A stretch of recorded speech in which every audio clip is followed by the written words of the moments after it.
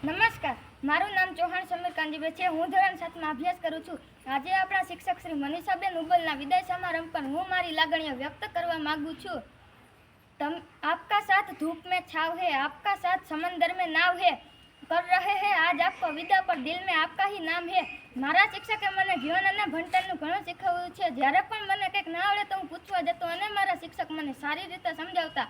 આવા શિક્ષકને અમે ભૂલી શકીએ?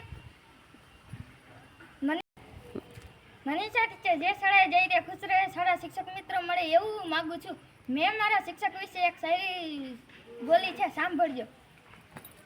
જિંદગી ગીરવી રાખીને પણ ન ચૂકવી શકીએ તેનો કરજો, કે જિંદગી ગીરવી રાખીને પણ ન ચૂકવી શકીએ તેનો કરજો માં જ નહીં ભગવાનની બરાબર છે એક મહાન ગુરુનો દરજ્જો।